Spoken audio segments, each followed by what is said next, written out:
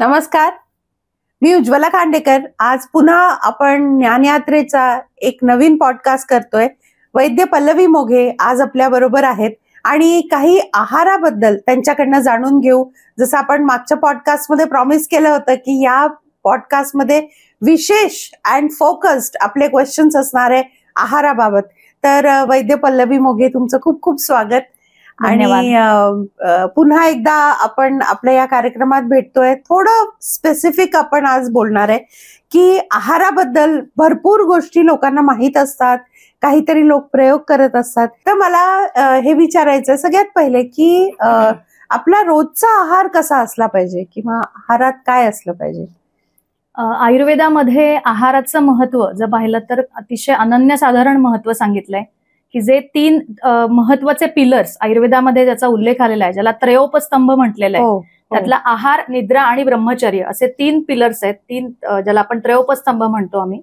तर त्यातला आहार हा सगळ्यात महत्वाचा एक स्तंभ, पिलर आपण म्हणू. आणि आजच्या रोजच्या आपल्याला धकाधकीच्या जीवनात आहाराविषयी जागरूक असणं हे खरंच खूप गरजेचं आहे. त्यामुळे एक रेफरन्स आयुर्वेदामधला तुम्हाला इथे सांगते की नहि किंचित आहार समम भैषज्यम उपलब्धते, असा एक श्लोक रेफरन्सला आलेला आहे. याचा अर्थ असा की आहार जो आपण सेवन करतो, आहार जो घेणार आहोत तो एका औषधाप्रमाणेच आहे. म्हणजे तुम्ही आहार जर व्यवस्थित घेतला रोजच्या रोज तर तुम्हाला औषधाची गरजच लागणार नाही. जे आयुर्वेदाचं प्रयोजन आहे, स्वस्थस्य स्वास्थ्य रक्षण, ते सगळं आपलं आहाराच्या या समतोल आहाराच्या पालनाने नक्कीच आपण अचीव्ह करू शकतो. तर आहारामध्ये जे सांगितलंय की काय आपण घेतला पाहिजे, तर त्यामध्ये रेफरन्स असा आहे की नित्यम सर्व रस अभ्यास हा, म्हणजे आयुर्वेदामध्ये 6 प्रकारचे रस सांगितलेत, ज्याला टेस्ट म्हणतो आपण, आहाराच्या चवी. तर 6 प्रकारच्या चवी आहेत: मधुर, आम्ल, लवण, कटू, तिक्त, कषाय. म्हणजे गोड, आंबट, खारट, तिखट, ज्याला किंवा अजून कडू, तुरट, अशा ज्या 6 चवी आहेत, या 6ही चवींचा आपल्या रोजच्या आहारामध्ये समावेश असणं अतिशय आवश्यक आहे. की जे हल्ली आपण बघतो की फक्त तिखट खाणं, गोड खाणं, अशा पद्धतीचा आहार हा बरेच वेळा असतो. तर या 6ही रसांचा आपल्या रोजच्या जेवणामध्ये समावेश करा. हा पण एक आयडियल, ज्याला आपण म्हणू की आहाराचा एक पॅटर्न सांगितलेला आहे.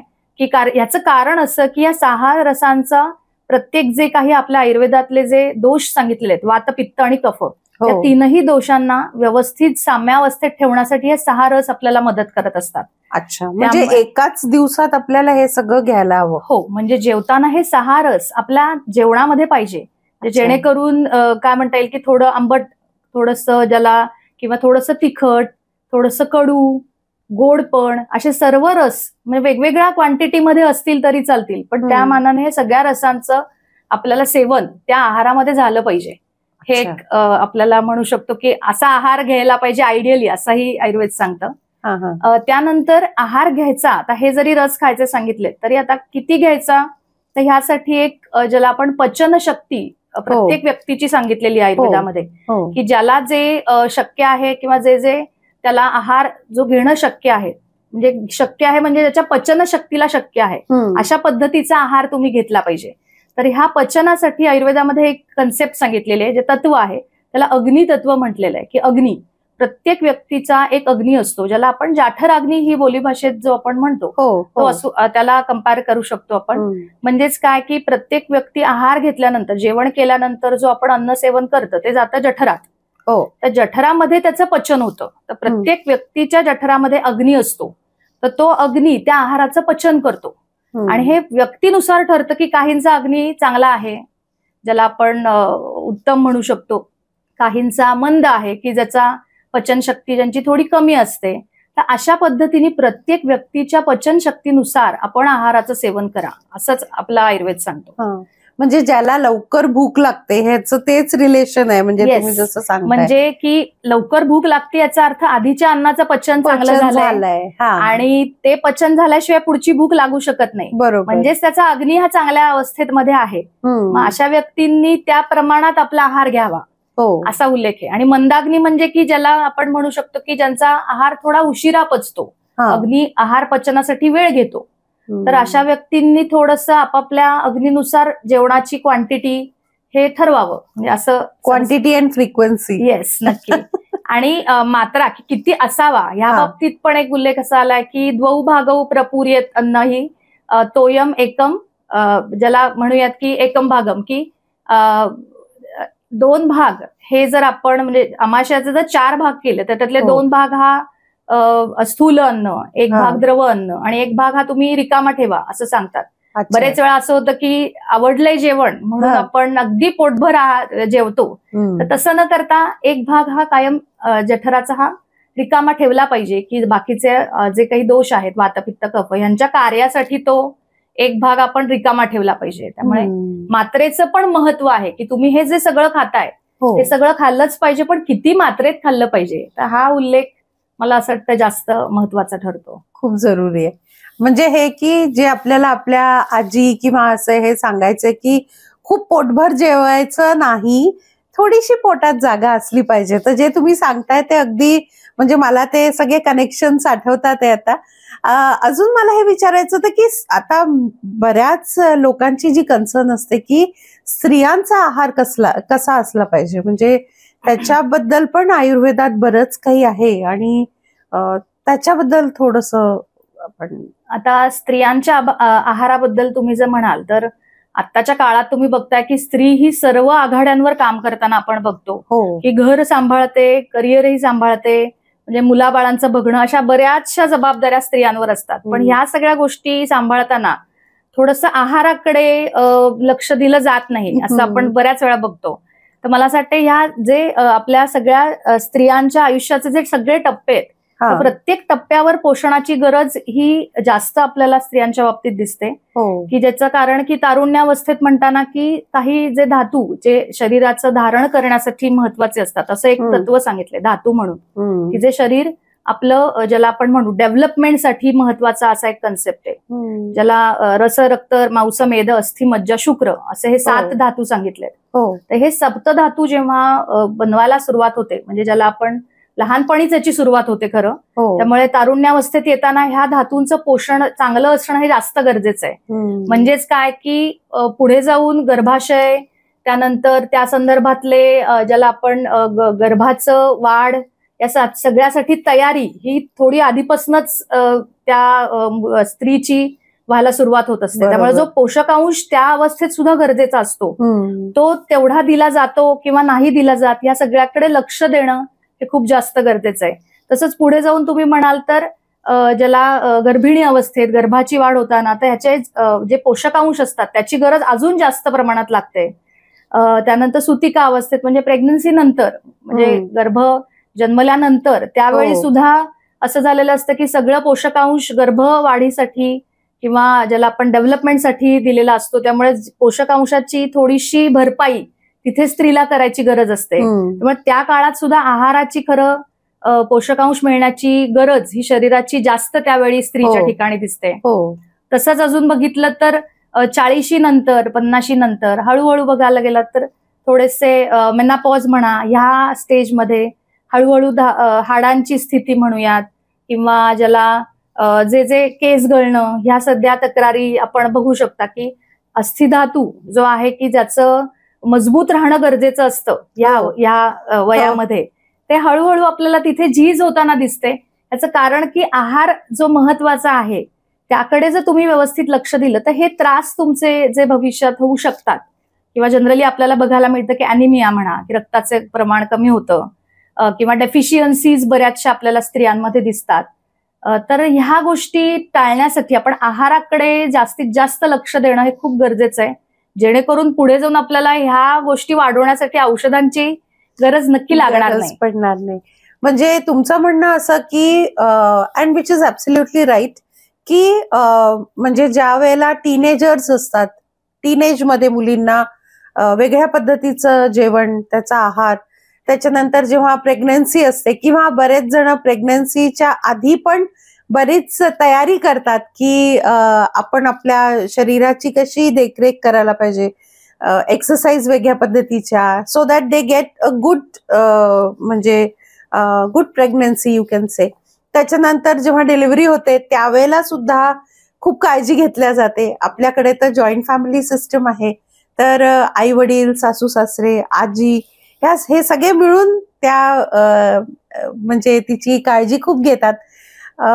आणि त्याच्यानंतर जेव्हा म्हणजे 40 नंतर जसं तुम्ही म्हणाला, तर ह्या सगळ्या गोष्टींमध्ये जो आहार आहे तो वेगळा वेगळा आहे की एकसारखाच आहे की कसं काय? म्हणजे तुम्ही थोडंसं स्पेसिफिक सांगू शकता का की हे पदार्थ खायला पाहिजे, ह्याच्यातनं जास्ती न्यूट्रिशन मिळेल किंवा काय असं? येस, पदार्थ जर सांगितले तर आयुर्वेदामध्ये अनेक वर्ग असा उल्लेख केलेला आहे की ज्याच्यात शुकधान्य आहेत, चिंबी धान्य आहेत, फलवर्ग आहे, असे कॅटेगरीज आहाराच्या बऱ्याचशा केलेल्या आहेत. तर ह्या आहाराच्या कॅटेगरीज नुसार आणि वय जे आहे म्हणजे लहान तुम्ही म्हणला टीनेजर्स आहेत, तरुण वय आहे, वृद्धावस्था आहे, तर ह्यामध्ये आपल्याला पोषकांश प्रत्येकाच्या प्रकृतीनुसार वयानुसार हाही ठरवावा लागतो. तर जनरली आपण पाहिलं तर शुकधान्य, शिंबी धान्य असं मी एक जस्ट उल्लेख केला की ज्याच्यामध्ये आपण ज्वारी, बाजरी किंवा गहू हे जे आपल्याला रोजच्या आहारात शक्य आहेत हे घटक तुम्ही वापरू शकता. त्यातही गहू हे थोडेसे पचायला जड ह्यामध्ये असतात, त्यामुळे आपण ज्वारी, बाजरी किंवा जे लघुधान्य आहेत यांचा वापर, नाचणी आहे, तर ह्याचे तुम्ही भाजणीचं थालपीठ एक आपण म्हणतो की नाश्त्याला जर ते खाल्लं तर तेही चांगल्या प्रकारे आपल्याला पोषकांश देणारं आहे आणि चव पण खूप छान असते. त्यानंतर तुम्ही पौष्टिक लाडू जे आहेत की नाश्त्याला तुम्ही ते खाऊ शकता की ज्याच्यामध्ये ड्रायफ्रुट्स जे महत्वाचे आहेत की खजूर आहेत, सुकं अंजीर म्हणता येईल, काळ्या मनुका आहे, ते सगळे आपल्याला ज्याच्यात भरपूर प्रमाणात आयर्न ह्या कॅटेगरीमध्ये आपण म्हणू शकतो की न्यूट्रिएंट व्हॅल्यूज त्याच्या जर पाहिल्या तर त्या जास्त चांगल्या प्रमाणात आपल्याला दिसतात. त्यानंतर गाईचं दूध हे तर सर्वश्रेष्ठ सांगितले की दूध हे ज्याला आपण म्हणतो सात्म्य ह्या कॅटेगरीमध्ये येतं की सात्म्य म्हणजे की आपल्या शरीराला कायमच ह्याची सवय आहे अशा पद्धतीमध्ये दुधाचा उल्लेख आहे. त्यातही जर तुम्ही देशी गाईचं दूध प्रेफर केलं की गीर गाई देशी गाईमध्ये आहे तर त्याचं दूध तुम्ही वापरा. गाईचं तूप ह्याचा वापर आहारात चांगल्या प्रकारे करा. त्यानंतर जे आपला जो मेन खाण्याच्या गोष्टी आहेत ज्याला त्याच्यामध्ये आपण मग सगळ्या भाज्यांचा समावेश आपल्या आहारात पाहिजे, ज्याच्यामध्ये मग काही प्रमाणात पालेभाज्या असतील, शाकवर्ग ज्याला आपण म्हणू की त्यानंतर कडधान्य आहेत याचा समावेश की जसं मूग हे कडधान्यांमध्ये सगळ्यात पथ्यकर सांगितले की याचा समावेश तुम्ही करा. त्याही बरोबर जे बाकी आहे हरभरा आहेत अशा प्रकारचे कडधान्य तुम्ही वापरू शकता कधीतरी खाण्यामध्ये. त्यानंतर पालेभाज्यांमध्ये ज्या उपलब्ध आहेत त्या पालेभाज्यांचा समावेश तुम्ही आहारात करा. या सगळ्या गोष्टींमधनं जे मॉडर्न किंवा आत्ताच्या काळात आपण सारखं न्यूट्रिएंट्स ह्याचा उल्लेख येतो की आयर्न, फायबर्स हे सगळं ह्या आहारातनच आपल्याला मिळणार आहे. किंवा कंद भाज्या आहेत की ज्याच्यामध्ये बीट आहेत, सुरण आहे, अशा सगळ्या पौष्टिक मूल्य असणाऱ्या भाज्या आहेत ह्याचा समावेश आपण आणि ह्या चांगल्या किंवा ज्याला आपण चवदार अशा पद्धतीने पण आपण चांगल्या पद्धतीने बनवू शकतो की जे मसाल्याच्या पदार्थांचा वापर जो रोजच्या याच्यात जे आपण केला पाहिजे की ज्याच्यामध्ये आलं आहे, लसूण, लवंग किंवा अशा पद्धतीचे मसाल्याचे पदार्थ वापरा रोजच्या आहारामध्ये की जेणेकरून ह्याचाही एक पौष्टिक मूल्यांच्या ह्याच्यामध्ये आपल्याला चांगला किंवा चव चांगली वाढण्यासाठी याचा उपयोग होईल. त्यानंतर अजून म्हणाल तर एक जी पूर्वीच्या काळी किंवा अजूनही गावाकडे ही पद्धत किंवा ह्या पद्धत म्हणण्यापेक्षा ह्या भाज्यांचा समावेश जास्तीत जास्त होतो तो म्हणजे रानभाज्या. हे रानभाज्या ज्या आहेत ज्या मला वाटतं ऐकून माहिती असतील सगळ्यांना, पण त्याचा वापर आपल्या रोजच्या जेवणामध्ये आपण फारसा करताना दिसत नाही. पण गावाकडे किंवा ह्या जिथे आपण शेताचे जे बांध असतात तिथे ह्या भाज्या येतात, तर ह्या भाज्यांचा समावेश हे पूर्वीच्या काळी आपण करत होतो. पण आता कसं झालंय की काही ट्रेंडिंग भाज्यांचाच समावेश आपण जनरली बघत असतो की ह्या केल्या जातात. तर रानभाज्यांचा समावेश आपण जेवणात नक्की करावा.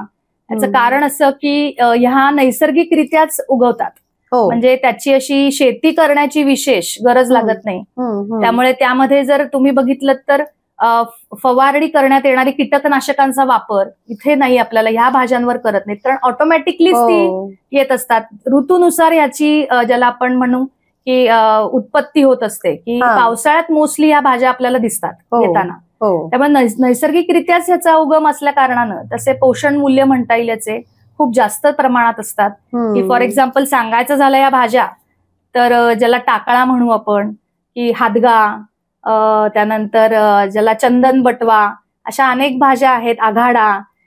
तर आजकाल बरेच लोकांना हे नावं माहिती पण नसतील कदाचित, पण नक्कीच शोधण्याचा प्रयत्न करूया, मार्केटमध्ये कुठेतरी मिळतीलच. हा, आता आपल्याला ह्या भाज्या मिळतात, म्हणजे तुम्ही जर शोधलत की आता आपल्याला परदेशातनं सगळ्या गोष्टी इथपर्यंत अवेलेबल आहेत, तर आपले जी मूळ जुन्या आपल्या भाज्या आहेत तर त्या तर आपल्याला नक्कीच ऍक्सेसिबल असतील. आपण थोडंसं शोधलं तर नक्की ह्या भाज्या आपल्याला सापडू शकतात की रोजच्या जेवणात.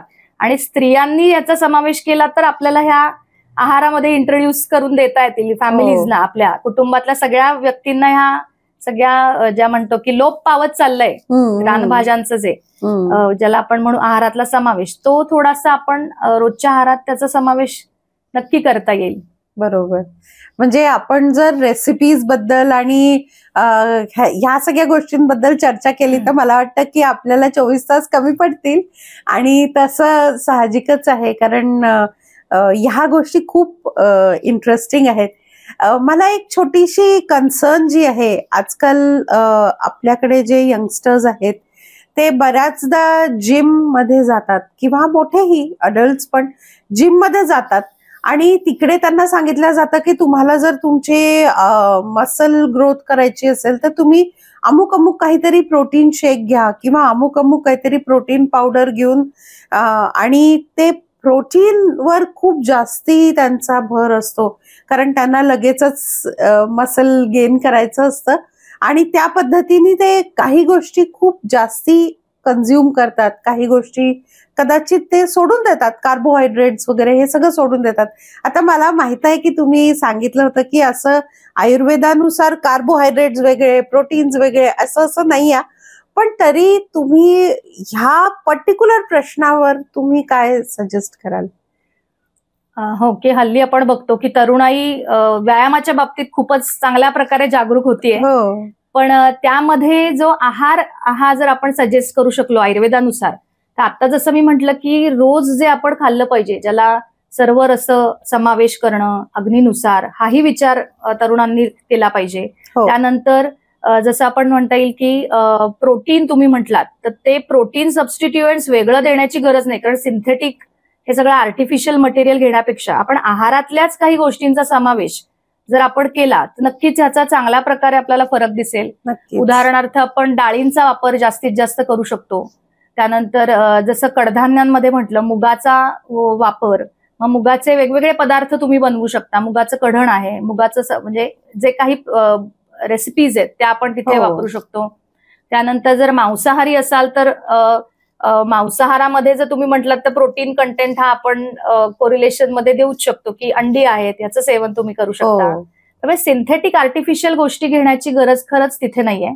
आपण जो रोजचा भाज्या सगळ्या ज्या आता उल्लेख केल्या, त्यानंतर कोशिंबिरी आपण खाल्ल्या पाहिजेत रोजच्या रोज, की जे गाजर आहे, मुळा, काकडी ह्यांचा समावेश आपण रोजच्या आहारात केला पाहिजे. तसंच चटण्या, लोणची आपण जे म्हणतो की बाजारातनं आपण आणतो, त्याच्यापेक्षा घरी केलेल्या जवसाची चटणी, कारळ्याची चटणी ह्याचा समावेश तुम्ही करा, की हे सगळे छोटे छोटे घटक. आणि हे आपल्या पूर्वीच्या संस्कृतीमध्ये जे पान पूर्ण आपण भरलेलं असायचं त्याच्या सगळ्यामध्ये ह्या सगळ्या गोष्टी आपण समावेश करायचो. त्यामुळे आपोआपच हे सर्व रस जे आपण मगाशी मी म्हटलं की सगळे रस पाहिजेत, हे ह्या कुठल्या ना कुठल्या तरी रूपांमध्ये आपल्याला सगळे रस हे आपल्या पानामध्ये त्या काळी दिसायचे, जे हळूहळू थोडीशी आपल्या बदलत्या जीवनशैलीमुळे होत आहेत. अजून म्हणाल तर की व्यायामानंतर जो काय म्हणता येईल की जो थकवा येतो त्याच्यासाठी आर्टिफिशियल ड्रिंक्स घेतली जातात, तर त्यासाठी पर्याय मग आपल्या आहारातलेच बऱ्याच गोष्टी आहेत की जे आपण घेऊ शकतो, की जसं ताक आहे, जे आपण रोजचं लावलेल्या दह्याचं ताजं ताक, गोड ताक ज्याला म्हणता येईल, असं ताक तुम्ही साधारण 4 पट पाणी एवढ्या प्रमाणात त्याचं कॉम्बिनेशन करून, म्हणजे थोडक्यात की घट्ट नसलेलं पातळ असं ताक, ताजं आणि त्यामध्ये असं बाजारातनं आणलेलं ताक नव्हे, घरी बनवलेलं, त्याच्यामध्ये मग हिंग, जिरेपूड किंवा कोथिंबीर, सैंधव असं ऍड केलं तुम्ही, तर ते तात्काळ तुम्हाला जे एक्सपेक्टेड आहे की व्यायामानंतर लगेच जी झीज झालेली आहे ती भरून काढण्यासाठी ह्या गोष्टींचा उपयोग नक्की चांगला होईल. त्यानंतर जशी सरबत आहेत त्याचाही आपण जी घरी बनवतो आपण, आवळा आहे, आवळ्याचा वापर करू शकता तुम्ही, कोकम आहे, लिंबू सरबत जे आपण रोजच्या रोज सहज शक्य आहे बनवणं, तर ह्या गोष्टी आपण नक्की वापरू शकता. की तर्पण अशामध्ये आपल्याला आयुर्वेदामध्ये उल्लेख आहे की तर्पण करणाऱ्या ह्या सगळ्या गोष्टी आहेत, तर्पण म्हणजे लगेचच्या लगेच ताजतवानं या गोष्टींच्या सेवनाने आपल्याला होताना दिसतं, की साळीच्या लाह्या आहेत त्याचं आपण वापर करू शकता, किंवा जे आर्टिफिशियल स्वीटनिंग वापरलं जातं, की आता ह्या सगळ्या ज्युसेसमध्ये तुम्ही पाहिलं तर आर्टिफिशियल सगळे घटक आहेत, की स्वीट, शुगर, काही त्याची गरज मला वाटत नाही. की जर आपल्या घरच्या वापरात जर मधाचा समावेश आपण करू शकतो, सेंद्रिय गुळ आहे त्याचा समावेश करू शकतो, त्यामुळे ह्या सगळ्या सिंथेटिक आर्टिफिशियल गोष्टी शक्यतो टाळल्या तर मला वाटतं नक्कीच चांगल्या प्रकारे जो व्यायाम करतोय तर त्याला पोषकांश पण त्याचप्रमाणे नैसर्गिकरित्या मिळाला तर नक्कीच चांगला फायदा आपल्याला दिसेल. नक्की नक्की. शिवाय फळांचा वापर यामध्ये आपण जास्तीत जास्त करू शकतो, की जसं सीझनल फळं जी खाणं गरजेचं आहे ती सीझनल फळांचा समावेश आपण आहारामध्ये नक्की करायला पाहिजे, की त्या ऋतूत येणाऱ्या फळांचं महत्व हे खूप जास्त आहे. त्यामुळे ऋतूनुसार पण आहार जो सांगितलाय किंवा तोही बदल आपण तिथे केला पाहिजे. आजकाल तर बाजारात पण खूप फळं असतात आणि सगळे म्हणजे काय ऑनलाईन मागवू शकतो आपण आणि बऱ्याच ठिकाणी. सो नक्कीच ह्या सगळ्या गोष्टी करायला हव्या. कधी कधी काय होतं की आपलं म्हणजे आपली दिनचर्या म्हणा किंवा आपल्या झोपेचे काहीतरी आपले वेगळे रुटीन असल्यामुळे झोप होत नाही, आपली दिनचर्या वेगळी असते, त्यामुळे आम्लपित्त ही एक खूपच मोठी तक्रार असते जी बऱ्याच लोकांची असते. तर त्याच्याबद्दल काही आम्लपित्त जर ह्याचं तुम्ही संप्राप्ती आयुर्वेदानुसार म्हणजे हा व्याधी कसा होतो हे जर बघायचं झालं तर पित्ताचा प्राबल्य किंवा पित्ताचा प्रकोप ह्या व्याधीमध्ये किंवा व्याधी म्हणण्यापेक्षा ह्या लक्षणामध्ये आपल्याला जास्त प्रमाणात दिसतो. मग ते कसं वाढणार नाही ह्याकडे आपलं सगळं लक्ष असलं पाहिजे. आता पित्त वाढवणारे म्हणजे पित्त हा उष्ण गुणाचा आहे, तीक्ष्ण गुणाचा आहे, त्यामुळे तसा आहार आपण आहारात त्या गोष्टींचा आहारातला समावेश थोडा कमी केला पाहिजे. जर एक्झाम्पल द्यायची झाली तर उष्ण गुणाचं आहे, तीक्ष्ण गुणाचं आहे, तिखट जास्त खाऊ नका, बाहेरचं ज्याला आपण जंक फूड आहे ते टाळा, तळलेले पदार्थ आहेत, मसाल्याचे पदार्थ आहेत हे शक्यता आपण आहारामध्ये कमी खा, किंवा ज्याला म्हणता येईल की बेकरी प्रॉडक्ट्स मैद्याचे पदार्थ हे खाण्याचं प्रमाण हल्ली आपण बघतो जास्त आहे, तर ह्याचाही वापर आपल्या आहारातनं जरा कमी केला पाहिजे. त्यानंतर आंबवलेले पदार्थ जे आहेत विशेषरित्या की ज्याच्यातनं थोडंसं पित्त वाढण्याचे जास्त शक्यता असते, त्यामुळे त्या गोष्टी पण आपण टाळल्या पाहिजेत. त्यामुळे हे गोष्टी अवॉइड करून मग शक्यतो आपण आहारात शक्य असेल तेवढं थंड गुणाचे जे शीत म्हणजे थंड याचा अर्थ फ्रीज मधलं गार नाही, तर थंड याचा अर्थ त्याचे जे गुण आहेत त्या पदार्थाचे ते शीत असले पाहिजेत. म्हणजे तुम्ही आहारामध्ये जसं म्हटलं की गाईच्या तुपाचा वापर हा जास्त करा, की तो पित्त नॅचरलीच पित्त शमन करणारा आहे. त्यानंतर जर पाहिलं तर मोरावळा आहे, गुलकंद आहे, याचा वापर तुम्ही विशेषरित्या करू शकता. त्यानंतर जर आहारांपेक्षाही तुमचे जागरण होत असतील तर हा पण एक आम्लपित्ताचा हेतू सांगितलाय, की कारण की सतत जागरण हे आम्लपित्ताला कारणीभूत ठरू शकतं. त्यामुळे तीही गोष्ट जर टाळता आली शक्य असेल की आता नाईट ड्युटीज असतील त्यांना शक्य नाही, पण जर अनअवॉइडेबल नाहीये तर तिथे तुम्ही जागरण नक्की टाळू शकता. त्यानंतर जर पाहिलं तर आम्लपित्ताच्या हेतूंमध्ये जर पाहिलं तर अजून पोट साफ न होणं हाही एक महत्वाचा आपण विचार करू शकतो, की अशा लोकांना मलावष्टंभाच्या तक्रारी असू शकतात. त्या लोकांचं त्यांनी हे बघावं की आपलं पोट साफ होतंय की नाही, आणि जर ते होत नसेल तर ते होण्यासाठी मग आहारातलेच घटक की जसं ज्याला म्हटलं पालेभाज्यांचा वापर आपण आहारात वाढवू शकतो, फायबर्स की जेणेकरून आपल्याला त्यात तो त्रास कमी होण्यासाठी मदत होईल. किंवा जसं ताकाचा वापर म्हटलं, गाईच्या दुधाचा वापर हा आपण जास्तीत जास्त करू शकता. तर ह्या सगळ्या जे थोडंसं लाईफस्टाईल मॉडिफिकेशन आम्लपित्ताच्या बाबतीत जर आता पाहिलं की सध्याच्या काळात आम्लपित्त होण्याचंच कारण महत्वाचं असंच आहे की आहारातला बदल, की भूक लागलीये तरीही जेवणाची वेळ किंवा शक्य नाही म्हणून जेवायचं नाही, अशा गोष्टी होतात. शिवाय शिळं अन्न खाणं हा पण एक महत्वाचा हेतू असू शकतो, की आदल्या दिवशीचं दुसऱ्या दिवशी खाणं. स्त्रियांच्या बाबतीत तर हे कॉमनली आपल्याला दिसू शकतं की गृहिणींच्या बाबतीत की शिळं अन्न खाल्लं जातं वाया जाऊ नये म्हणून. तर ह्या गोष्टी आपण थोड्या टाळल्या पाहिजेत, कारण आयुर्वेदामध्ये ह्या सगळ्याचा रेफरन्स खूप सुंदररित्या आपल्याला केलेला दिसतो. म्हणजे आता आम्लपित्ताचं जर आपल्याला काही त्रास असेल तर पहिले त्याच्यावर औषधी करायच्या आधी त्याचे लक्षणं ओळखून आणि त्याच्याबद्दल काहीतरी केलं पाहिजे.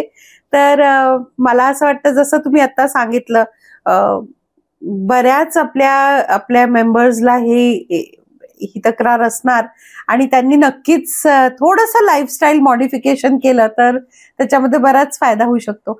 असंच एक खूप छान एक हे असतं पाणी पिण्याचं, तर तेही मागे तुम्ही सांगितलं होतं की पाणी पण पचवता आलं पाहिजे.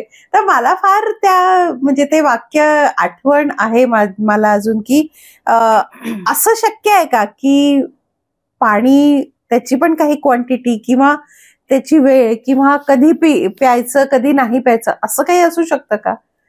म्हणजे आयुर्वेदामध्ये पाणी पिण्याचं म्हणजे जलपानाचा सुद्धा काल मेन्शन केलेला आहे. हो. की ज्याच्यामध्ये आपण शक्यतो बघितलं असेल की जेवताना पाणी पिण्याचं प्रमाण हे जास्त आपण बघत असतो, की जेवताना आपल्याला ह्या गोष्टीची गरज जास्त लागते. तर त्यामध्ये असा उल्लेख आहे की जेवणापूर्वी पाणी पिण्यापेक्षा किंवा जेवणानंतर पिण्यापेक्षा तुम्ही जेवताना मध्ये पाणी प्यायला पाहिजे थोडं.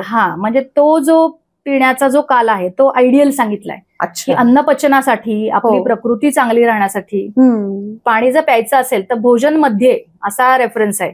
जर तुम्ही जेवणापूर्वी प्यायलं तर ते थोडंसं कार्श्य किंवा दुर्बलता देणारं आहे, अग्नी बदल त्यामध्ये होऊ शकतो, म्हणजे पचनशक्ती थोडीशी क्षीण होण्यामध्ये कारणीभूत जेवणापूर्वी पिणारं पाणी आहे असा उल्लेख आहे. जेवणाच्या शेवटी पाणी पिणारे स्थौल्य वाढतं असा उल्लेख आहे. कारण तिथेही ते एक्सपेक्टेड नाही की अग्नीचा ज्याला म्हणता येईल की बदल हा आपल्याला त्यावेळच्या पाणी पिण्याच्या कंडिशन मध्ये दिसू शकतो. त्यामुळे एक रेफरन्स तसा संस्कृतमध्ये पण आपण एक माहिती असेल की अजीर्णे भेषजम वारी जीर्णे वारी बलप्रदम भोजनेच्या अमृतम वारी भोजनांते विषप्रदम, म्हणजे की भोजन मध्ये जर तुम्ही पाणी प्यायलं तर ते अमृताप्रमाणे आहे. म्हणजेच थोडक्यात की आपली तब्येत चांगली राहण्यासाठी जेवणाच्या मध्ये पाणी जास्त प्यायलं तर तुम्ही बेटर आहे. तेच जर पाणी तुम्ही भोजनांते विषप्रदम म्हणजेच थोडक्यात की जे विषासारखे परिणाम म्हणजे स्थौल्य आहे, अस्वास्थ्य आहे, या गोष्टी जेवणाच्या शेवटी जर पाणी प्यायलं तर त्यामुळे होऊ शकतात. त्यामुळे आपण जेवताना शक्यतो सगळ्यांनी हा प्रयत्न करूयात की जेवताना पाणी प्यावं, थोडं पाणी लागलं तसं तेवढं. पाणी पिण्याचे जसे नियम आपण सांगितले तसं आहार कसा घ्यावा हे पण एक नियमांच्या स्वरूपात आयुर्वेदात एक उल्लेख आलेला आहे, ज्याला आहार विधी विधान अशा अंतर्गत समावेश त्याचा केलेला आहे, की ज्याच्यात उष्णम स्निग्धम मात्रावत जीर्णे वीर्याविरुद्धम इष्ट देशे इष्ट सर्वोपकरणे नाती द्रुतम नाती विलंबितम अजल्पन अहसन तन्मना भुंजितम. आता बऱ्याचशा गोष्टी ह्या संस्कृत आणि मराठी या जवळ भाषेकडे जाणार आहेत, त्यामुळे तुम्हाला लक्षात आला असेल रेफरन्स की जेवण कसं उष्ण हवं. उष्ण म्हणजे गरम फक्त अपेक्षित असतात, ताजं बनवलेलं गरम. असं नाही की आदल्या दिवशीचं दुसऱ्या दिवशी गरम करून खाणं हा मायक्रोवेव्ह मध्ये गरम करून. त्यामुळे तुम्ही ताजं अन्न रोजचं बनवलेलं खा, स्निग्धता त्याच्यात रोजच्या रोज असलेली पाहिजे, की थोडंसं जे प्रॉपर अमाऊंट ज्याचं स्निग्धत्व म्हणजे तेल तूप याचा पण व्यवस्थित वापर मात्रेवत हा आपल्याला तिथे करू शकता. त्यानंतर मात्रावत जेवण जसं मी म्हटलं की जे आमाशयाचे भाग आपण म्हणतो तसं भरपेट अगदी न खाता आणि अगदीच कमी न खाता जे काही आपल्या शरीराला आवश्यक आहे अग्नीनुसार तो आहार आपण घेतला पाहिजे. त्यानंतर जीर्णे वीर्याविरुद्ध म्हणजे जे जीर्ण झालेलं आहे आधीचं ते झाल्यानंतरच पुढचा आहार घ्यायचा. आता हे जीर्ण झालेलं हे कसं कळणार, तर तुमचे शरीर पण संकेत देत असतं आपल्याला, इंडिकेशन्स आहेत की जे शरीराचे सांगत असतात की आता आहार पचलाय, आता भूक लागली. तर त्या आहार पचनाची पण काही रेफरन्स आहेत ज्याला म्हणतात की उद्गार शुद्धी, की जो आपल्याला ढेकर येतात ते शुद्ध असले की म्हणजे याचा अर्थ भोजन व्यवस्थित पचले. त्यात जर आपल्याला करपट ढेकर येणं, त्याच्यात वेगळी चव असणं असं जर असेल तर याचा अर्थ थोडंसं अजीर्ण अजून आहे. उत्साह असेल तर चांगल्या प्रकारे आहे, किंवा ज्याला उद्गार शुद्धी उत्साह वेगोत्सर्ग यथोचित असं म्हटलंय की जे वेग येतात मलमूत्र वेग ते सुद्धा जर व्यवस्थित होत असतील याचा अर्थ अन्नपचन व्यवस्थित झालंय. म्हणजे जर मलावष्टंभ असेल तर याचा अर्थ तुमचं पचन व्यवस्थित झालेलंच नाही. किंवा ज्याला अजून म्हणत की लघुता क्षुत पिपासाचं, की लाघवता आहे शरीरात, हलकेपणा वाटतो, की कुठलंही काम करण्याची इच्छा असणं त्याला लाघवता आपण म्हणू शकतो. की गुरुता म्हणजे की आज मला काही काम करण्याची इच्छा नाही असं जेव्हा फिलिंग येतं त्याला थोडंसं गौरव किंवा जडपणा अंगात असा नसेल, लघुता असेल तर तेही इंडिकेशन आहे की आता आहार पचलाय तुमचा. चांगली भूक लागणं, चांगली तहान लागणं लघुता क्षुत पिपासाचं जीर्ण आहाराचे लक्षणम असा रेफरन्स आहे की आहार पचलाय याची ही सगळी लक्षणं तुमच्या शरीराने सांगितली की आहेत, तर मग पुढचा आहार तुम्ही घ्या, म्हणजे तुमचा अग्नी त्यावेळी काम चांगल्या पद्धतीने करतोय. असा आहार जर आपण रेग्युलर लाईफस्टाईल मध्ये घेतला तर नक्कीच चांगल्या पद्धतीने आपल्याला याचे परिणाम दिसतील. म्हणजे इन शॉर्ट, जसं तुम्ही बुधवारच्या कार्यक्रमात पण सांगितलं होतं की असं नाही की आपण ठरवलेलं आहे की 2 पोळ्या मी सकाळी खाणार, 2 संध्याकाळी खाणार, तर भूक नसली तरी तेवढं खायचंच, असं न करता ह्या पद्धतीने करायला पाहिजे की चांगली भूक लागल्यावरच जेवायचं. मग ती आपली जेवायची वेळ थोडी पुढे मागे झाली तरी चालेल, पण भूक लागली पाहिजे व्यवस्थित. वेळ झाली म्हणून न जेवता भूक लागली तर जेवा, असं म्हणता येईल आपल्याला तिथे. फार छान सांगितलं तुम्ही आणि खूप खूप धन्यवाद. असं अजूनही आपल्याला पुढे कुठले छोटे छोटे विषय घेऊन पुढेही हे करायचं आहे, तर सगळ्यांना मी पुन्हा एकदा अपील करते की आज वैद्य पल्लवी मोघे यांनी जे सांगितलं ते नक्की तुम्ही सगळेजण हे पुन्हा पुन्हा बघा आणि समजून घ्या. त्या पद्धतीने जर आपण आपली लाईफस्टाईल चेंज करायचा प्रयत्न केला किंवा सुधारण्याचा प्रयत्न केला तर नक्कीच आपल्याला चांगलं आरोग्य मिळेल आणि आनंदही मिळेल, कारण चांगलं आरोग्य राहिलं तर आनंदही होतो. आणि of course needless to say, share करा हा व्हिडिओ, भरपूर शेअर करा आणि हे चॅनल सबस्क्राईब करा, जेणेकरून तुम्हाला असे चांगले चांगले व्हिडिओज जेव्हा आम्ही अपलोड करतो तुम्हाला लगेचच नोटिफिकेशन मिळेल आणि तुम्हाला ते बघता येईल, काहीही मिस होणार नाही. तर पुन्हा एकदा खूप खूप धन्यवाद तुमचं आणि खूप शुभेच्छा पुढच्या कामासाठी आणि अभ्यासासाठी, आणि पुन्हा भेटूयात. धन्यवाद. थँक्यू.